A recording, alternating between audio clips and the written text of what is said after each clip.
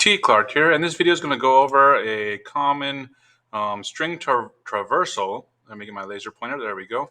And we're going to go step by step. I made a little animation on how the for loops loop through and access every current character in the string. So let's look at it. So this is from my templates, and basically I'm making this method will return the string without any vowels. So I'm removing vowels. There's no vowels. So remember, when I have a string in front, I'm returning a string, so I have to set up the string. I'm going to build it up, so I'm going to start with the empty string. I'm going to loop through my string, and I'll show how this works, but this is a standard. The standard is int I equals 0, I less than equal to, or just less than the str.length, I less than str.length, and then I plus plus. We're incrementing by 1. Excuse me. So we're getting the current letter, str.substring I comma I plus 1, and we're seeing if the index of this letter is found in the string of vowels. So I have all my vowels in this string, and if it is there, it'll be greater than or equal to 0, but if it's not there, that means it's not a vowel. So if it's less than 0, I'm saying it's not in this list. The index is -1, so it's not found, and then it's not a vowel, so I do want to add it. So I'm adding that current letter to the result, appending it to the end. And then after the for loop, I loop, and then return results. So let's look at how it works. So my initial values are my string, str is oh no, you fail. And then obviously the length is 15. If I counted it out, I could count out 15.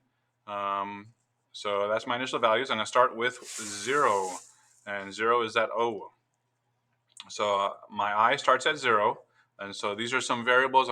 If I wrote this out, this is what I write out. And then 0 less than 15, right? I is 0 to begin with. 15 is my start out length from counting it or whatever.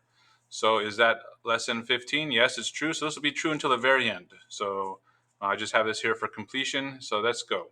So I is 0. So I plug in for my substring 0 and then 1. Then if I look at my original string and if I number them off, and remember, if you count with hexadecimals, A is 10, B is 11, C is 12, D is 13, E is 14, and then F would be the last one at 15. But for now, I have substring 0, 1, so that's that O. And so I have O, and I'm going to check to put in the O in the parentheses here. So I just replace this with the O. I'm saying, what's the index of O from the vowel list? And I look and I see it's right there. It's at 8. So the index of O is 8. And I check my relational operator, and I see, okay, is 8 less than 0? That's false. And so it is a vowel, so I do not want to add it. So I skip that if statement. So I don't even do this. I just skip that, and I go to my next one. So the next thing, before I loop it, so right before this last bracket, or right at the last bracket, is when the code does the I++, increment by 1. So now I is 1, and I'm at my next letter. So let's do it again. So I is 1. I check it's true, so I do my loop. I get my substring. I get 1, comma 1 plus I plus 1. 1 plus 1 is 2, and that's going to be that O, or the H. So remember, it's only one letter here. So you go to 1, and up until, not including index 2, so that's just one letter. So that's the H, and I plug in H here, index of H. I don't see H anywhere, so it's not a vowel because it's -1, so it's not a vowel. And then it's true. So less than 0 is -1. Is that H position less than 0? Yeah, it's true. So I do want to append it to the result. So now my result's down here, and it's just H, because that's the only thing I've added so far. Excuse me. Then I want to increment I, so I is now 2. And now let's go, and then 2 and 3, and I get that space. Check the space. It's not there, so it's not a vowel, so I do add it. And next I is 3, and now I'm going to get 3 comma 4, which is that N. Is the index of N in that thing? No, it's not, so it's -1, and so that makes it true, so less than 0. Excuse me. So N is appended to result.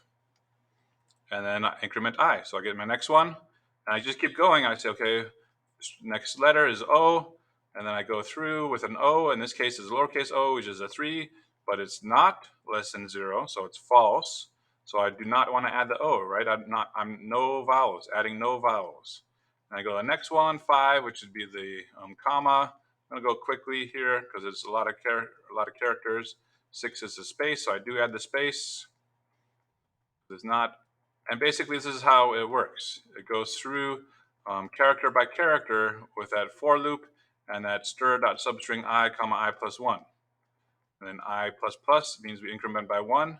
You could do I plus equals 2 if you wanted to increment by 2. So now we're at the space,